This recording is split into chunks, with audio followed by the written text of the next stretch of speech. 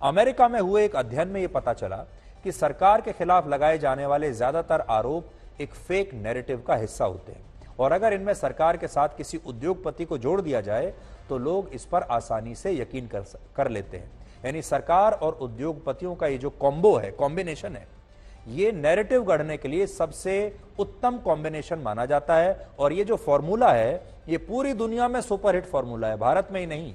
आपको किसी भी उद्योगपति को बदनाम करना है या किसी भी सरकार को बदनाम करना है, किसी प्रधानमंत्री या नेता को बदनाम करना है, तो उसे किसी उद्योगपति के साथ जोड़ दीजिए, उद्योगपति को सरकार के साथ जोड़ दीजिए और कह दीजिए कि ये सब आपस में मिली भगत है और ये दोनों मिलकर पैसा खा रहे हैं। ये ऐसा नैरेटिव है जिस पर पूरी दुनिया में लोग सबसे आसानी से यकीन कर लेते हैं और मान लेते हैं कि हाँ ऐसा हुआ ही होगा। आसानी से लोग मान लेते हैं कि कुछ तो गलत हुआ ही होगा, दाल में कुछ ना कुछ काला तो है ही, तो बिना इस काले को देखे ही लोग मान लेते हैं कि दाल में काला है।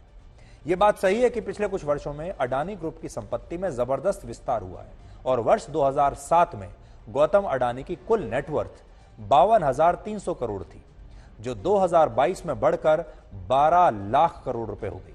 लेकिन क्या यह ग्रोथ किसी भ्रष्टाचार के बिना मुमकिन नहीं है? क्या इतना पैसा बनाना सिर्फ भ्रष्टाचार के जरिए ही मुमकिन है या सही काम करके भी इतना पैसा बनाया जा सकता है? सच्चाई यह है कि आज दुनिया की जितनी बड़ी बड़ी टेक्नोलॉजी कंपनियां हैं उनकी संपत्तियों में भी ऐसे ही ग्रोथ हुई है, लेकिन उनसे कोई सवाल नहीं पूछ रहा। तो अगर आपको ऐसा लगता है कि पूरी दुनिया में सिर्फ गौतम अडानी ही है जो 10 साल में इतने बड़े बन गए, जिन्होंने इतनी तरक्की कर ली, तो यह गलत है। उदाहरण के लिए एप्पल नाम की कंपनी, एप्पल के आईफोन तो आप इस्तेमाल करते ही होंगे, एप्पल एक बहुत बड़ी कंपनी है। एप्पल की ग्रोथ भी 2-3 वर्षों की अवधि में 500 गुना थी, लेकिन इस पर कभी किसी ने सवाल नहीं उठाया कि अचानक से एप्पल की ग्रोथ जो है 500% कैसे हो गई।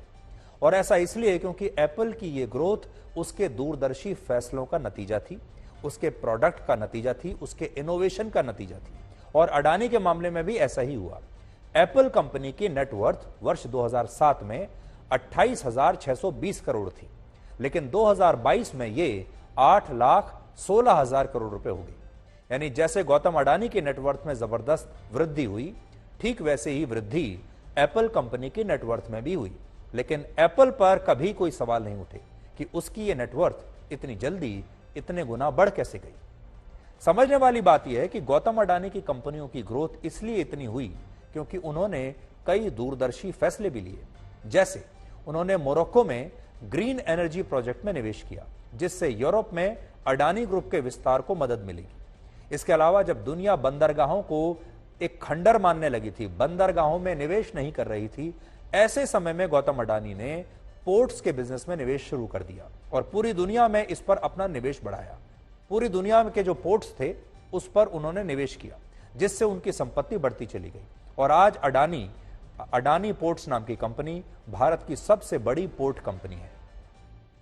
ग्रीन एनर्जी और पोर्ट्स के अलावा उन्होंने कोल माइनिंग में भी ऐसा विस्तार किया जितना कोई और दूसरी कंपनी नहीं कर पाई। कहने का मतलब यह है कि गौतम अडानी ने बाजार में जो गैप था उसे भरने की कोशिश की।